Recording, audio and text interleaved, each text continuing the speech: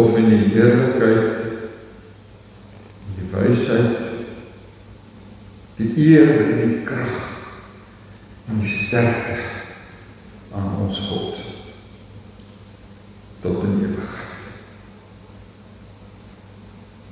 Amen.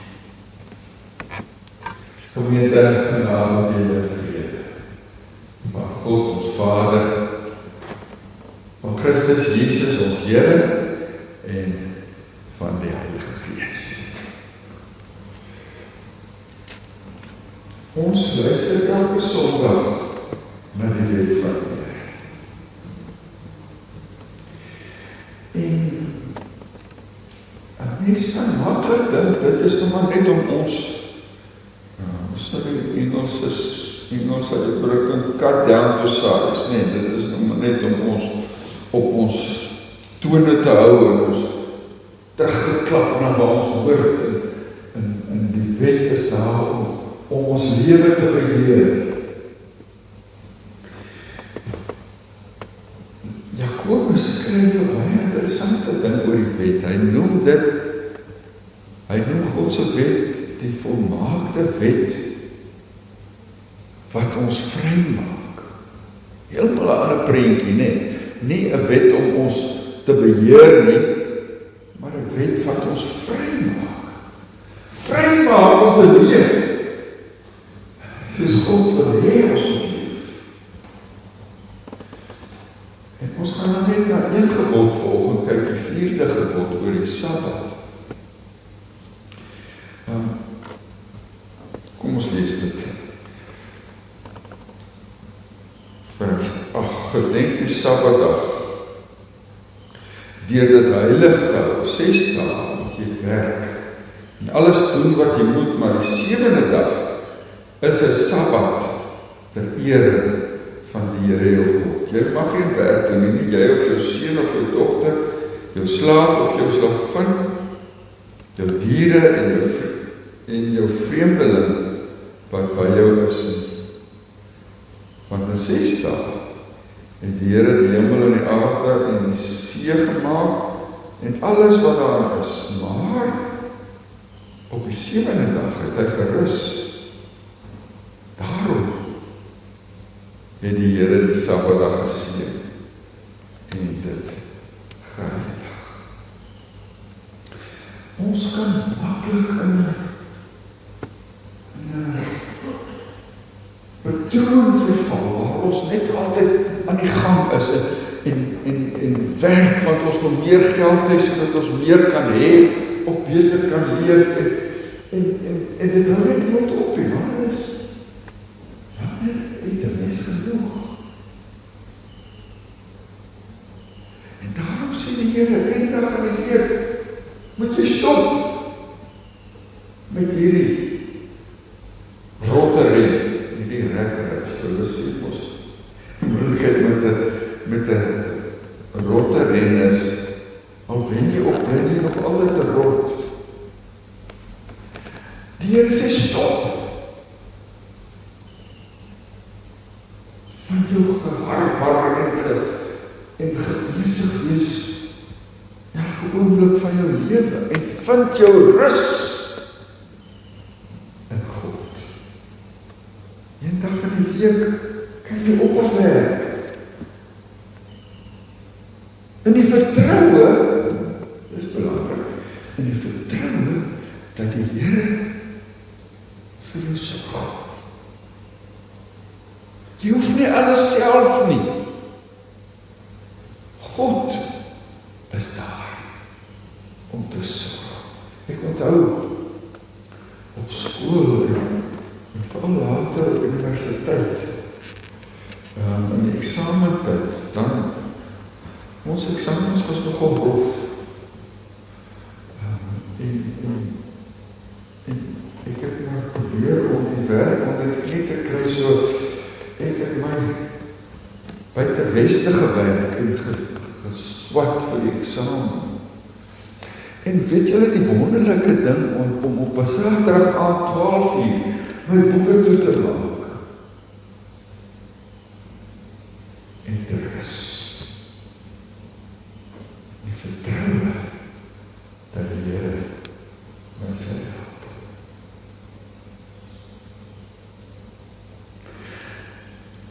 Die Sondag is die dag om alles te doen wat jy nie week voor tyd gehad het. Sondag is daar om te rus. In God se sorg. Te weet hy kyk na jou. Hy sorg. Hy voorsien.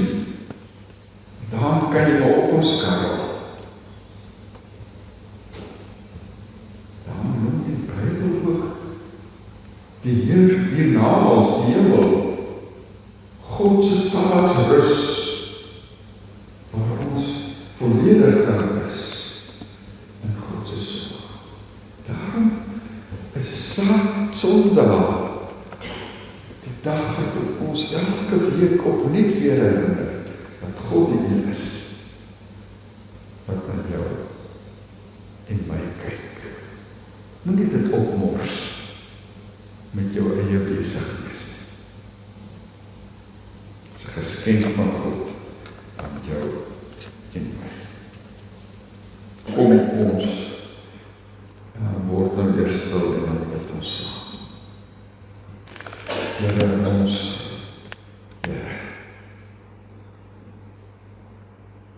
hoe heerlik is die naam op die ganse aarde. Here, as ons buite kyk, dan jubel alles uit dat U groot is, dat U wonderlik groot is. Die milde reën wat U die afgelope tyd skenk, Here, sodat die sonneblomme in blom staan, die mielies, die veld groen en mild is, die diere vet. Here, ons is Here. Hoe heerlik is U naam op die ganse aarde.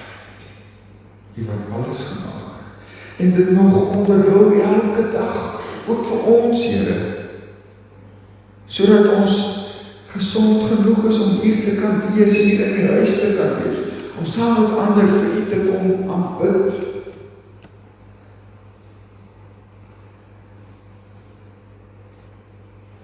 Ons wil maar net vanoggend weer kom bely, hoe groot is U, Here, hoe groot.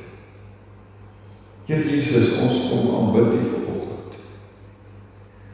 U wat 2000 jaar gelede op 'n geleende donkie na U dood toe gery het, die stad in. Getrou, gehoorsaam met die opdrag van die Vader. Here, U wat nie omgedraai het nie. Al was daar soveel moontlikhede om 'n ander pad te loop, maar Here het geloop die pad wat U gekies het. Dan prys ons U vanoggend, Here, as ons koning, ons verlosser, ons Messias. En wil ons ook vanoggend juig dat U is groot. U is goed. Dankie vir Uself. Dankie vir U lewe. Dankie vir U sterwe. Dankie vir U opstanding. Dankie vir U hemelvaart, sodat U nou dan vanuit die hemel U kerk kan regeer. Ons aanbid die Here, is die koning van die konings. Heerser van die ganse skepping. Dankie dat U U Gees gestuur het, om by ons te bly, om ons te help, om U te volg. Dankie vir U woord, wat ons rug, ons voete rig op die pad agter U aan, Here Jesus, vir U ook vanoggend deur die Gees met ons besig wees en U woord ook vir ons oopmaak. Drie enige God, Vader, Seun, Heilige Gees, ons aanbid U. Amen.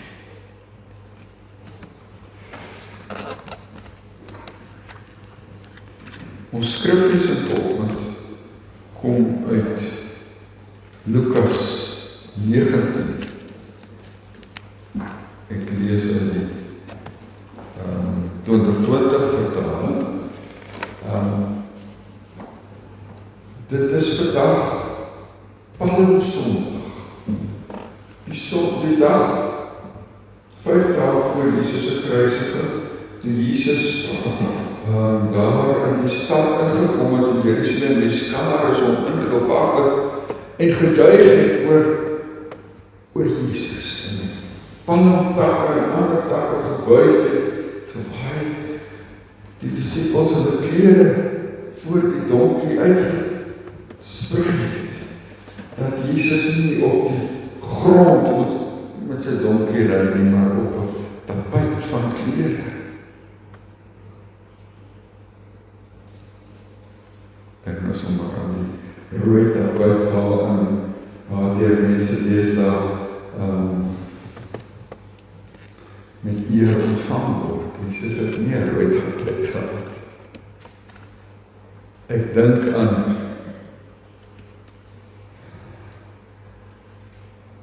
ons adjunkt-president en sy blou ligbrigade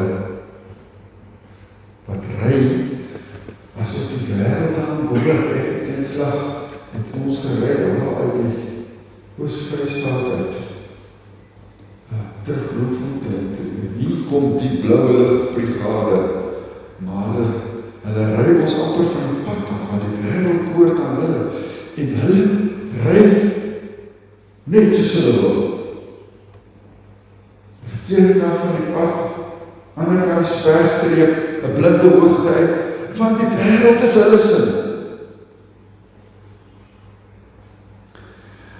En skrille kontras daarmee, as Jesus nou vandag die stad sou inry, sou dit in 'n geleende onnou gewees het. Bietjie anders nie, bietjie anders. Maar kom ons lees dit. Lukas 19, ons lees van vers 29. Toe Jesus naby Betfage en Betanië teen die Olyfberg kom, stuur hy 2 van sy disippels met die opdrag, gaan na die dorpie daar oorkant. By die ingang sal julle 'n vasgemaakte donkie vul vind, waarop niemand nog ooit gesit het nie. Maak hom los en bring hom hierheen. En as iemand julle vra, waarom maak julle hom los, moet julle so antwoord: die Here het hom nodig. Die 2 wat gestuur is, het daarheen gegaan en dit aangetref, net soos hy vir hulle gesê het. Toe hulle die donkie vul losmaak, vra sy eienaars vir hulle, waarom maak julle die donkie vul los? En hulle het geantwoord, die Here het hom nodig. Hulle het toe die donkie vul na Jesus geneem en hulle het hulle boklere oor die donkie vul gegooi en Jesus laat opklim. En soos wat hy ry, het hulle boklere op die pad voor hom opgesprei. En toe hy al naby die afdraande teen die Olyfberg kom, het die hele skare disippels God vol vreugde hardop begin prys oor al die kragtige dade wat hulle gesien het. Hulle het uitgeroep, geseënd is die koning, hy wat kom in die naam van die Here, vrede in die hemel en heerlikheid in die hoogste. Sommige van die fariseërs in die skare het egter vir Jesus gesê, meester, berus by die disippels. Maar hy het geantwoord, ek sê vir julle, as hulle stil bly, sal die klippe dit uitroep. Toe hy naby haar kom en die stad sien, het hy oor haar gehuil en gesê, as jy hom op hierdie dag die dinge besef het, wat vir jou vrede kan bring, maar nou is dit vir jou oë verberg. Want dan sal daar vir jou aanbreek, wanneer jou vyande skanse teen jou oprig, jou omsingel, en jou van alle kante af beleer. Hulle sal jou en jou kinders met die grond gelyk maak. Hulle sal die een klip in jou op die ander laat bly staan nie, omdat jy nie hierdie beslissende tyd, toe God jou besoek het, herken het nie. Dis die woord van die Here.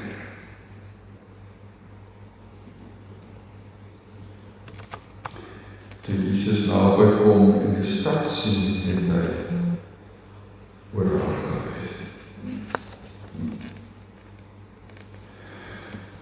Met 'n menselijke oogwink was hierdie die hoogtepunt van Jesus se aardse bediening. Uiteindelik wil ons sê, kry Jesus die erkenning waarby geregtig is. Begin die mense raak sê, maar hy is die Messias. Dis wat hulle so treffend sing. Vers 37 en 38 beskryf, toe na by die aftrande teen Olyfberg kom, het die hele skare disippels God vol vreugde hardop begin prys oor al die kragtige dade wat hulle gesien het, en hulle het uitgeroep, geseënd is die koning, hy wat kom in die naam van die Here, vrede in die hemel en heerlikheid in die hoogste.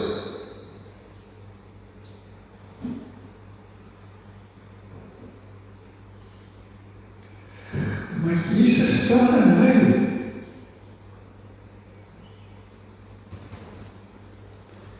Ons het verwag dat hy bly sou wees oor die erkenning wat hy uiteindelik kry. Dat niks sy vreugde kan demp nie, maar in plaas van blydskap en erkenning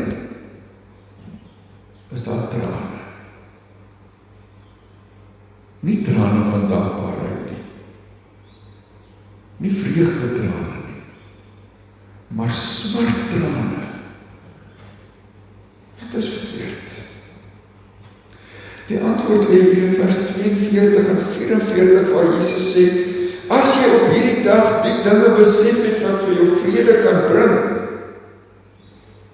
maar nou is jou oë verberg. Jy het nie hierdie beslissende tyd toe God jou besoek het, herken nie. Jesus huil, maar die mense na die terugkom en besef nie, wat daar gaan. Hulle sien nie raak wie Jesus regtig is nie. Hulle verstaan nie die betekenis van sy koms nie. Hulle is blind daarvoor, het die 83 vertaling gesê. Blind vir wat voor hulle oë gebeur. Siende blind, sê ons mos. Want as die Here hier op sy geleende donkie die stad inkom, sien hulle krygseld wat die stad kom inneem. Sien hulle 'n veggeneraal wat die Romeine uit die stad gaan uitjaag. Pontius Pilatus op sy plek gaan sit en terugstuur Rome toe. Dis wat hulle sien. Jubel, geseënd is hy wat kom in die naam van die Here om ons te kom bevry. Dis wat hulle sien. Hulle het gesien wat hulle wou sien. Dan verstaan hulle die betekenis van Jesus se koms in hulle midde totaal verkeerd. Hulle sien nie 'n nederige man op 'n geleende donkie, soos wat Jesus inderdaad was. Matteus vestig ons aandag op die voorspelling van Sagaria, wat gesê het, sê vir Sion, kyk jou koning kom na jou toe, hy is nederig. Hy ry op 'n donkie. Die vul van 'n baktier, Sagaria 9 vers 9. Nee, hulle sien 'n wonderwerker, wat hulle kom bevry, sodat hulle vry kan wees en hulle eie ding kan doen. Daarom was al van die skare net een moontlikheid, en dit is dat Jesus, die seun van Dawid, gekom het, deur God gestuur, om hulle te bevry van die onderdrukkers, die Romeine. Maar Jesus is nie 'n aardse koning nie.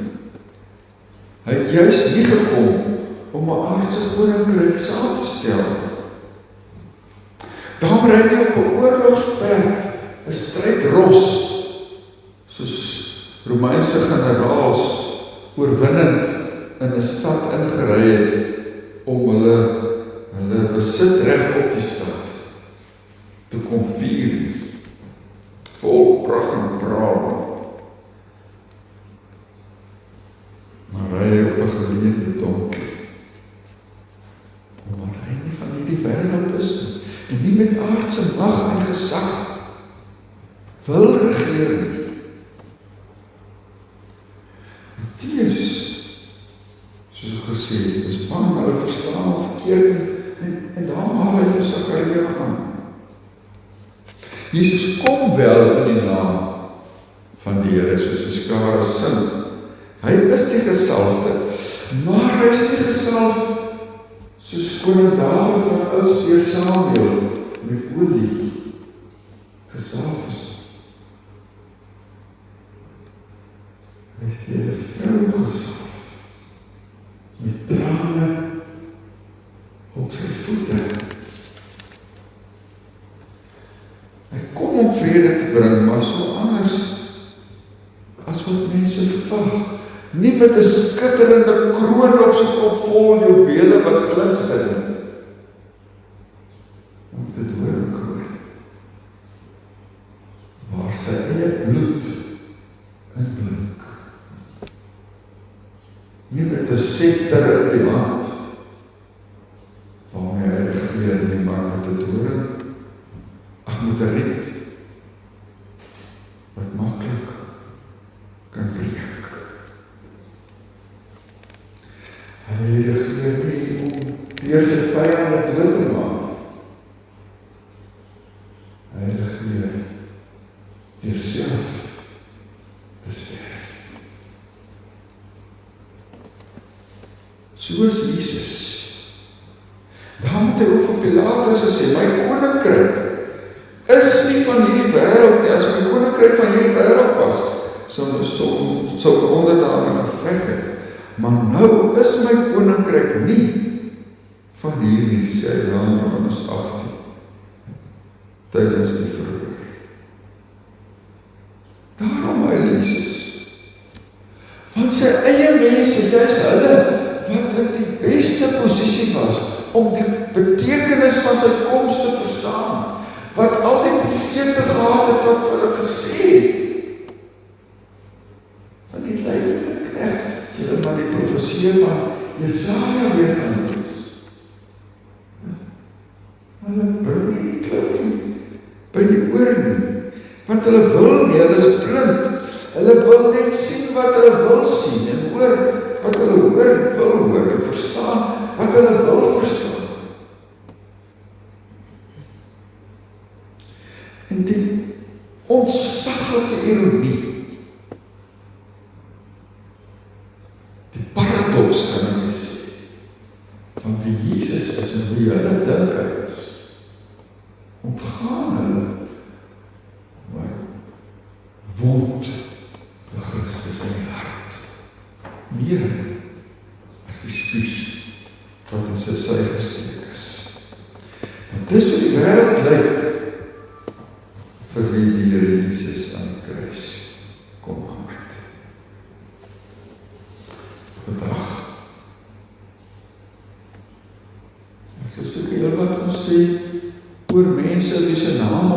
boeke is van die kerk, mense wat van beter behoort te weet, maar jy sien hulle nooit hier nie. Ons so maklik ons sê, ja, dis julle wat Hosanna geskree het, daar toe Jesus die stad ingery het. Dis julle wat hom wat in die naam van die Here gekom het geloof, maar jy sien hulle nergens waar Jesus volg. Sou dit kon doen. En dan kan ons huis toe gaan en tevrede wees. Ons was in die kerk, ons weet waar het gaan. Ons is nie soos hulle. Ons is nie soos hy Jode, dat is die pad.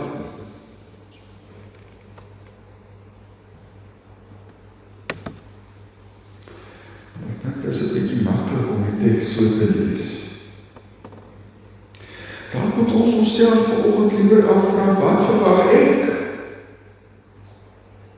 van Jesus? Wie is Jesus vir my? Verstaan ek wat Jesus kom doen het? Wat hy vir my wil wees?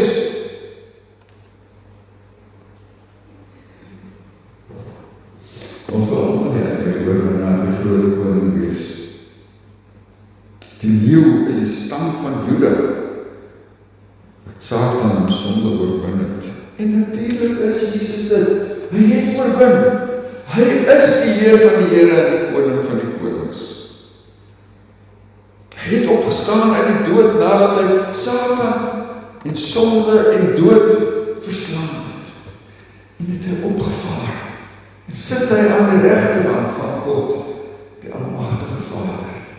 Sal hy weer kom om te oordeel die wat nog leef en die wat gesterf het. Hy is dit alles. Hy regeer die wêreld. Maar ek dink dit is wat Jesus met sy donkie vir ons vanoggend wil sê. Sy regering lyk anders as wat ons verwag. Sy regering is die van diens, van nederigheid, van selfverloning. Daarom sien ons om 4 dae later by sy disippels aan by die laaste avondmaal met 'n handdoek om sy lyf gebind, waar hy kniel en sy disippels se voete was. Dis die koning wat Jesus wil wees. En Jesus het ons geleer dat as ons agter hom wil aangaan, ons soos hy moet word, moet wees, bereid om onsself te verloon, ons kruis op te neem. En dis nie 'n glorieryke pad nie, dis nie 'n triomftog deur die wêreld. Die geloofspad is 'n pad van selfprysgawe. Dis hoe Jesus is.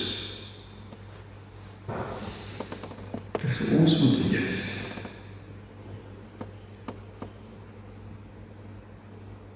En daarom hy Jesus, omdat hy geweet het hoe die mensdom is, omdat hy dit gesien het, omdat hy weet hoe ons is,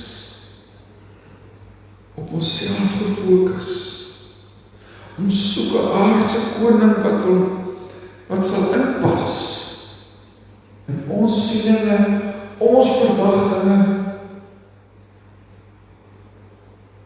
Ons hou van 'n sterk oorwinnaar, 'n beste vriend.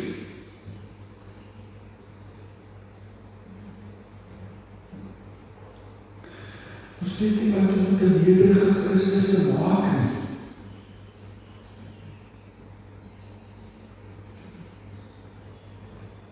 Maar net dat ek en jy opstaan word.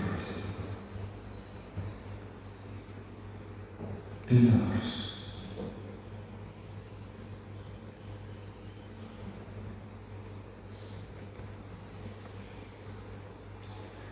Jesus staan en huil omdat die mense wat hom toegejuig het,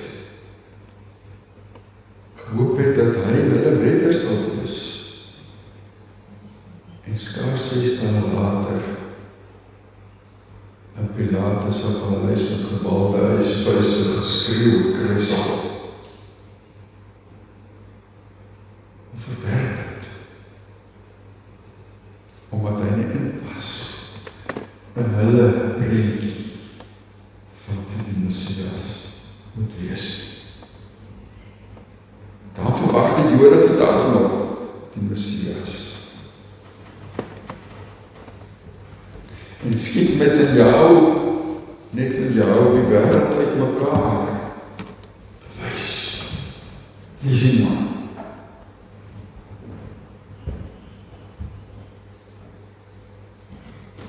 En is dit baie beledigend oor Jesus, wat hy sag en nederig.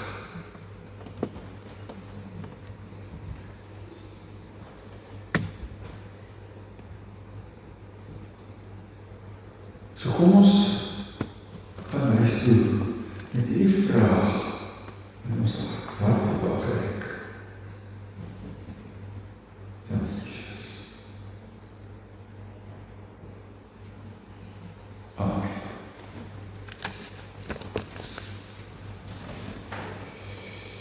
Kom ons bid saam. Here, ons dankie dat jy nie soos ons is nie. Want dan kon jy ons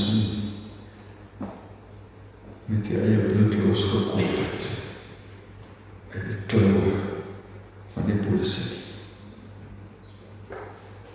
Dankie dat jy die ware Here is, die ware Heerser, met 'n koninkryk wat anders is as hierdie wêreld. Maar Here, ons erken dat ons sukkel om in die spore te volg. Ons sukkel om te verstaan hoekom U nie die wêreld links en regs uit mekaar ruk.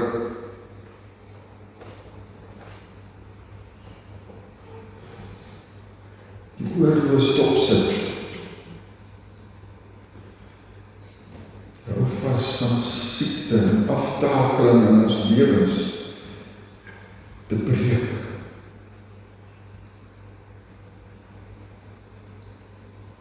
Sodat ons almal gelukkig en tevrede kan wees. Vergewe ons, Here, ons al te menslike verwagtinge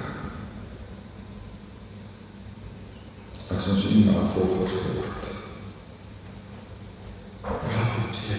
Lei ons die Gees dat ons agter U sal aanstaan. Mense wat soos U lyk, Here Jesus. Mense wat soos U dink oor die wêreld. Mense wat bewoe is oor die verlore gaande mensdom ons. Ons wil ook in hierdie dag vir U volg. Dankie, Here, dat ons in hierdie tyd kan fokus op die pad na die kruis. Ons ook opnuut weer met verwagting kan uitsien na Sondag, toe U opgestaan het uit die graf. Heilig ons ook in hierdie week, Here, as ons hierdie laaste week 'n besonder fokus op U aardse pad en U lydenspad. En reinig ons, heilig ons, fokus ons, want ons wil U volg. Amen. Ontvang die Here se seën en gaan huis toe in vrede. Die genade van ons Here Jesus Christus, die liefde van God ons Vader, die gemeenskap van die Heilige Gees, bly by jou hart.